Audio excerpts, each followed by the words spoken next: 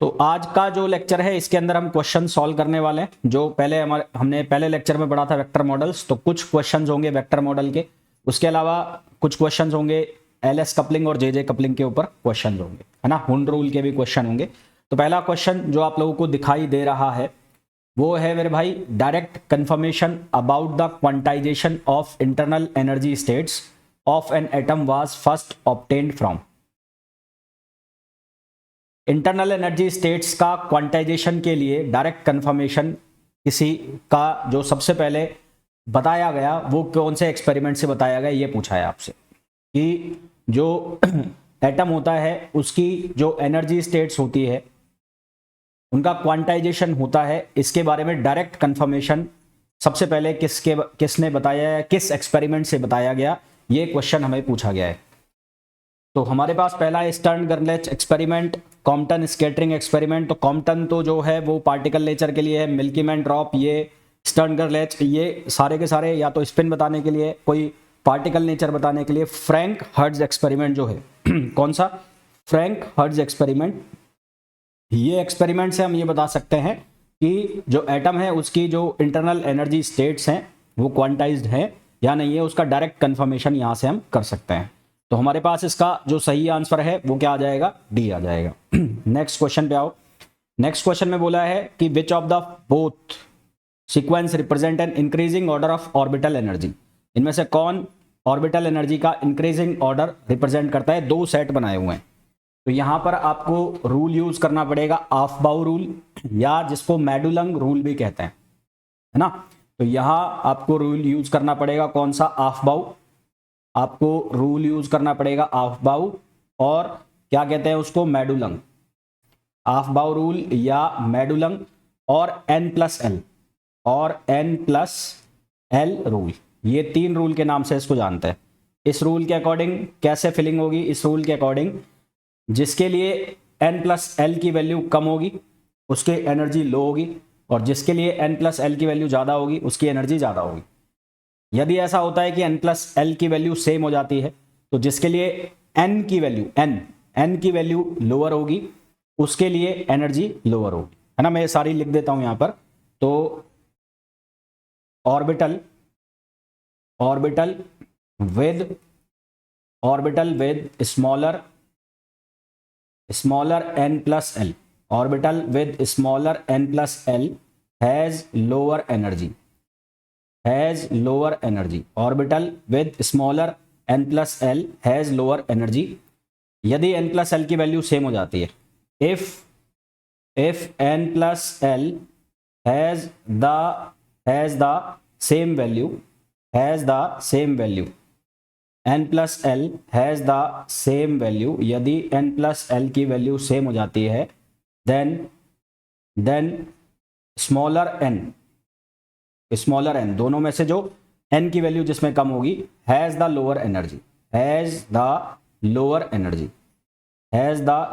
Energy. तो इसके हिसाब से अगर आप ये एनर्जी ऑर्डर्स या जो इलेक्ट्रॉनिक कॉन्फ़िगरेशन है उसको देखते हो तो इसके अकॉर्डिंगली जो सही बनेगा वो सही कौन सा बनेगा, देखो 3p के बाद आता है 4s के बाद आता है 3d और 3d के बाद आता है 4p, ये सही ऑर्डर है। यहाँ देखो N+L लगा के देखो, तो यहाँ N+L लगाओ तो n की वैल्यू कितनी है 3 और l की वैल्यू कितनी हो गई 1, तो ये बन गया 4। अब यहाँ पर भी N+L कितना है, n की वैल्यू हो गई 4, l की वैल्यू हो गई 0, तो ये क्या हो गया 4 ही हो गया। पर मैंने कहा लोअर n के पास लोअर एनर्जी होगी, तो लोअर पे कौन सा आ गया 3p आ गया। फिर इसी तरह से इसको देखो 3d को और 4p को, तो 3 यहाँ n की वैल्यू हो गई 3 और ये हो गया 2, यहाँ n की वैल्यू हो गई 4 और ये हो गया 1, सेम वैल्यू चल रही है यहाँ पर भी 5 और यहाँ पर भी 5। पर जो हमारा ऑफ-बाउ रूल है उसके अकॉर्डिंग अगर हम फिल करें तो हमारे पास ये जो ऑप्शन है ये सही हो गया, 3p 4s 3d और 4p। इसी तरह से आप चेक करो इस 2p 3s 3p 4s को, तो यहाँ पर भी आप देखोगे कि ये जो है फिलिंग हो रही है बिल्कुल ठीक हो रही है। आप चाहो तो इसको चेक भी कर सकते हो कि यहाँ पर जो 2 है वो किसकी वैल्यू को रिप्रेजेंट कर रहा है, n, तो ये हो गया 2+1 और यहाँ पर हो गया 3+0, तो ये लोअर पे आ गया। इसी तरह से ये हो गया 3+1 और ये हो गया 4+0, तो ये भी किस पे आ गया, लोअर पे आ गया। तो करेक्ट आंसर जो हमारे पास हो गया वो कौन सा हो गया, ऑप्शन डी। राइट आंसर जो हमारे पास हो गया वो हो गया ऑप्शन डी। ठीक है, नेक्स्ट क्वेश्चन पे आ जाओ। नेक्स्ट क्वेश्चन में बोला है for a rare earth iron the ground state energy characterized by the term value 4I9/2। ये लिखा हुआ है 4I9/2, ये ग्राउंड स्टेट एनर्जी है। सबसे पहले मल्टीप्लिसिटी चेक कर लो इसकी। मल्टीप्लिसिटी जो है वो कहाँ से चेक करेंगे, 2s+1 की वैल्यू किसके बराबर हो गई, 4। तो यहां से आप s की वैल्यू निकाल लो। s की वैल्यू कितनी आ जाएगी यहां से 3/2। s की वैल्यू आ गई 3/2, यानी कि स्पिन आ गई कितनी, 3/2। ठीक है, स्पिन कितनी आ गई, 3/2 आ गई यहां पर। अब l की वैल्यू चाहिए, तो i के लिए l की वैल्यू कितनी हो जाएगी, फॉर i l वैल्यू कितनी हो जाएगी, l की वैल्यू हो जाएगी 6 हो जाएगी। हमें बताना है number of 4f unpaired electrons. Number of 4f unpaired electrons बताने। तो 4f अनपेयर्ड इलेक्ट्रॉन्स कितने होंगे यहाँ पर, वो हो जाएंगे यहाँ पर 3 हो जाएंगे शायद। तो एक बार चेक कर लो। j की वैल्यू हो जाएगी कितनी, l+s। तो j की वैल्यू l+s से लेकर और कहाँ तक हो जाएगी, l-s। तो ये हो जाएगा कितना, 6 प्लस ये हो जाएगा 3/2 और यहाँ से हो जाएगा 6 - 3/2। तो मैक्सिमम वैल्यू जो आ जाएगी वो यहाँ से 6 दूनी 12 9 और 6 दूनी 12 और 3 15। तो एक बार 15/2 से लेकर कहाँ तक जाएगा, ये 9/2 तक जाएगा। तो ये तो J की वैल्यू हो गई। अब हमें बोला है number of 4f unpaired electrons in this ion. तो अनपेयर्ड इलेक्ट्रॉन्स कैसे निकालेंगे, यहाँ से निकाल लेंगे हम। और अनपेयर्ड इलेक्ट्रॉन्स हमारे पास कितने आ जाएंगे, 2s में आएंगे, है ना, 2 × s। तो अनपेयर्ड इलेक्ट्रॉन तो अनपेयर्ड इलेक्ट्रॉन कैसे निकालेंगे, 2 × s। s का मतलब है स्पिन, s का मतलब है स्पिन। तो वो कैसे आ जाएगा, 2 और स्पिन s की वैल्यू कितनी आ गई, 3/2। तो यहां से आ जाएगा 3। तो हमारे पास जो राइट आंसर है वो कितना आ जाएगा, 3 आ जाएगा। नेक्स्ट क्वेश्चन पे आओ। नेक्स्ट क्वेश्चन में बोला है outer electron configuration of divalent निकल आयन। डाइवेलेंट निकल आयन का मतलब है Na2+। तो Na2+ का इलेक्ट्रॉनिक कॉन्फ़िगरेशन क्या होगा, ये होगा आर्गन। आर्गन का होता है 18 के बाद सीधा 24 पे ले जाओ। ठीक है, 18 और 6, तो यहां से हो जाएगा ये 3d6, ये हो जाएगा 3d6। अब हाफ बाउ रूल लगाना है यहां पर, तो हुंड रूल, सॉरी, तो अप्लाई हुंड रूल। तो यहां हमें यूज करना है हुंड रूल का यूज करना है। तो हुंड रूल का यूज करेंगे तो d⁻n जो होगा वो सेम वैल्यू देगा, सेम फॉर d10 - n। तो यहां से अगर आप चेक करो तो d6 लिखा हुआ है, क्या लिखा हुआ है, d6, और d6 ये बराबर हो जाएगा d10 - 6। तो ये किसके बराबर हो जाएगा, d4 के बराबर हो जाएगा। किसके बराबर हो जाएगा, d4, है ना। तो हाफ फील्ड पे हो जाएगा वो। तो ये किसके लिए हो जाएगा, ये हो जाएगा 5d। तो ग्राउंड स्टेट जो है वो कौन सी आ जाएगी, 5d। तो हमारे पास जो सही आंसर है वो कौन सा आ जाएगा, 5d। Next, the L, S and J quantum numbers corresponding to the ground state electronic configuration of boron. तो Z की जो वैल्यू है वो है 5। तो यहां से बना 1s2 2s2 और 2p1, 1s2 2s2 2p1। तो लास्ट जो आ रहा है इलेक्ट्रॉन वो किस में आ रहा है, p में आ रहा है। किस में आ रहा है, p में। ठीक है, तो L की वैल्यू यहां से कितनी हो गई, 1 हो गई। L की वैल्यू कितनी हो गई, 1 हो गई। और एक इलेक्ट्रॉन है तो एक इलेक्ट्रॉन के लिए S की वैल्यू हो जाएगी कितनी, 1/2। S की वैल्यू कितनी हो जाएगी, 1/2। अब आपको J की वैल्यू चाहिए, तो J किसके बराबर होगा, L+S और L-S। तो ये हो जाएगा 1 + 1/2 और 1 - 1/2। तो यहां से हम सॉल्व करेंगे तो ये बन गया 3/2 और 1/2, 3/2 और 1/2। तो ये हमारे पास क्या आंसर आ गया, एक तो आ गया 1, एक आ गया 1/2 और एक आ गया 1/2। तो सही आंसर जो हो गया हमारे पास कौन सा हो गया, बी हो गया। नेक्स्ट क्वेश्चन देखो। नेक्स्ट क्वेश्चन में बोला है according to Hund rules the ground state of SI। SI मतलब सिलिकॉन की ग्राउंड स्टेट बतानी है। तो इसके लिए एटॉमिक नंबर हमें कितना दिया है, 14।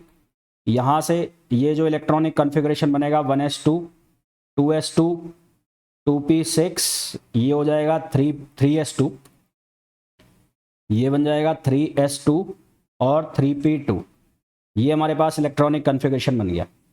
अब यहाँ से लास्ट जो आया है वो आया है p2। कितना आया है, p2, यानी कि जो p है उसके अंदर इलेक्ट्रॉन्स कितने हैं, 2 हैं। तो ये कितने इलेक्ट्रॉन्स हो गए, 2 इलेक्ट्रॉन्स हो गए, 2 इलेक्ट्रॉन्स। 2 इलेक्ट्रॉन्स। और L की वैल्यू कितनी आ गई, L की वैल्यू आ गई 1। अब L की वैल्यू 1 आ गई तो इसके लिए ml की जो वैल्यू है वो कितनी बनेगी, 2L प्लस 1। ml की जो वैल्यू है कितनी बनेगी, 2L प्लस 1, यानी कि ये हो जाएगी 2 इंटू 1 प्लस 1 कितनी हो जाएगी, 3। ये वैल्यू कौन कौन सी हो जाएगी, ये हो जाएगी -1 से और 1 तक, यानी कि -1, 0 और 1। तो फिलिंग करनी है 2 इलेक्ट्रॉन्स की, तो 2 इलेक्ट्रॉन्स की फिलिंग करेंगे हम, 1 2, तो ये ml वैल्यू है, यहाँ पर हो गया -1, ये हो गया 0 और 1 हो गया 1। तो यहाँ से ये कितना हो जाएगा, 1 इलेक्ट्रॉन इसमें आ गया, पैरेलल में फिल करना है पहले, 1 इसमें आ गया, तो हाफ इसकी हो गई, हाफ इस स्पिन इसकी हो गई, तो दोनों पैरेलल के लिए स्पिन s कितनी हो गई, 1 हो जाएगी। कितनी हो जाएगी, 1। तो यहाँ से मल्टीप्लिसिटी हम निकालेंगे, तो मल्टीप्लिसिटी कितनी बन जाएगी, 2s प्लस 1, और ये कितना हो जाएगा, ये हो जाएगा 2 इंटू 1 प्लस 1, ये मल्टीप्लिसिटी कितनी हो गई, 3 हो गई। ठीक है, तो यहाँ से ग्राउंड स्टेट हम निकाल लेंगे, ग्राउंड स्टेट। तो ग्राउंड स्टेट जो है वो कितना आ जाएगा, 3p। अब वैल्यू हमें निकालनी है j की, तो j की वैल्यू हम निकालेंगे, j किसके बराबर होगा, l plus S to l minus S. तो l प्लस एस की वैल्यू चाहिए, तो l की जो वैल्यू है वो कितनी आ रही है, 1 आ रही है, 1, और s की वैल्यू 1 है, और एक बार 1 माइनस 1, तो ये है 1 और 1 2, और यहाँ पर आ गया 0। अब हुंड रूल लगाना है लेस हाफ फील्ड के लिए, तो for less than half field, less than half field, for less than half field, तो लेस देन हाफ फील्ड के लिए कौन सी वैल्यू लेनी है, लोअर स्टेट, तो लोअर स्टेट लेनी होती है। लेस देन हाफ के लिए ग्राउंड स्टेट कहाँ पर आएगी, लोअर स्टेट पे आएगी, तो लोअर स्टेट कौन सी हो गई, 0 हो गई। तो हमारे पास जो आंसर आ जाएगा वो क्या आ जाएगा, 3p0।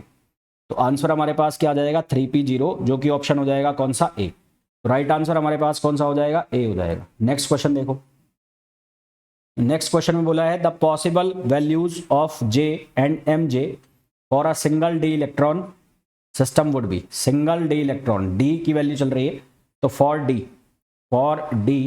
L की वैल्यू कितनी हो गई, 2 हो गई, और सिंगल इलेक्ट्रॉन है तो S की वैल्यू कितनी हो जाएगी, 1/2। तो यहां से आप J की वैल्यू निकाल लो, J की वैल्यू हो जाएगी L plus S to L minus S, ये वैल्यू आ जाएगी, तो ये बन जाएगा 2 प्लस 1/2, 2 माइनस 1/2, तो ये बन जाएगा 5/2 से कहाँ तक, 3/2 तक, 5/2 से 3/2 तक। तो अगर इसकी ml वैल्यू निकालते हैं, mj, तो mj वैल्यू कहाँ से कहाँ तक बनेगी इसकी, वो बनेगी 5/2, 3/2, 1/2, और फिर क्या बनेगी, 0, है ना, 5/2, 1/2, 3/2, और इसी तरह से बन जाएगी -1/2 और -3/2 और -5/2, ये वैल्यूज बन जाएंगी। तो हमारे पास J की दो वैल्यू आ गई, 5/2 और 3/2, और MJ आ गया 5/2, 3/2, 1/2, ये वैल्यू आ गई। तो सही आंसर हमारे पास क्या आ जाएगा, बी आ जाएगा। तो इसका जो सही आंसर है वो क्या आ जाएगा, बी आ जाएगा। नेक्स्ट क्वेश्चन देखो, the orbital angular momentum of single 2s electron is. Single 2s है, तो 2s के लिए फॉर s के लिए L की वैल्यू कितनी हो गई, 0 हो गई। For s L equals to हो गया 0, और L की वैल्यू 0 हो गई तो ऑर्बिटल एंगुलर मोमेंटम कितना हो जाएगा, 0 हो जाएगा, है ना। L की वैल्यू 0 हो गई तो ऑर्बिटल एंगुलर मोमेंटम कितना हो जाएगा, 0 हो जाएगा। Next, in many electron atom, भाई ऑर्बिटल एंगुलर मोमेंटम जो हम निकाल रहे हैं यहां से कैसे निकाला, L की वैल्यू 0 हो गई, तो इसलिए फिर ये क्या हो जाएगा, 0 हो जाएगा। In many electron atoms which of the following statement is not correct. Many electron atom के लिए इनमें से कौन सा स्टेटमेंट करेक्ट नहीं है। एलएस कपलिंग जो होती है, एलएस कपलिंग जिसको रसेल सेंड्रल्स कपलिंग भी कहते हैं, ये यूज होती है किसके लिए, लाइटर एटम्स के लिए। तो इसको हम यूज करते हैं किसके लिए, लाइटर एटम्स के लिए, लाइटर एटम्स के लिए। और यहां पर लिखा हुआ है हैवियर्स, तो ये गलत हो गया। इसी तरह से जो जे कपलिंग होती है, जे कपलिंग, ये जे कपलिंग होती है किसके लिए, हैवियर्स एटम के लिए। ये जो कपलिंग होती है किसके लिए होती है, हैवियर एटम्स के लिए। तो यहां पर ये लाइटर लिखा हुआ है तो ये भी गलत है, तो ये भी गलत है, ये भी गलत है। फिर लिखा है LS coupling occurs irrespective of atomic size. LS coupling occurs irrespective of atomic size, ये होता है atomic size, atomic size, size का मतलब उसकी रेडियस अपॉन जेड, एग्जैक्ट ये होता है। तो ये भी मतलब करेक्ट है नहीं, ये एग्जैक्टली नहीं बोल सकते। और डी इसमें सही है, डी जो है उसमें लिखा है electrostatic force couple the L vectors in single L and S I into another vector S, तो ये सही लिखा हुआ है। तो ए बी कंफर्म गलत है, सी का नहीं बोला जा सकता कि मतलब इसको सही माना जाएगा नहीं माना जाएगा। हाँ, ए और बी इसमें करेक्टली गलत है। Next, for a singlet state of electronic system the Lende splitting factor, singlet state की बात चल रही है तो सिंगलेट, पहले तो लेंडे स्प्लिटिंग फैक्टर जो है उसका फॉर्मूला तो वो होता है 1 प्लस जे प्लस 1 और plus S plus 1 minus L plus 1 upon 2j और j प्लस 1, ये हमारे पास फॉर्मूला होता है। सिंगल स्टेट के लिए अगर हम लिखें, किसके लिए, सिंगल स्टेट, तो सिंगल स्टेट के लिए या सिंगलेट स्टेट के लिए, तो सिंगलेट स्टेट जो है उसके लिए स्पिन की जो वैल्यू होती है वो 0 होती है सिंगलेट स्टेट के लिए, और j इक्वल्स टू क्या हो जाता है, l हो जाता है। तो ये वैल्यू अगर हम यहाँ रखेंगे तो हमारे पास g की वैल्यू सीधी सीधी कितनी बन रही है, 1।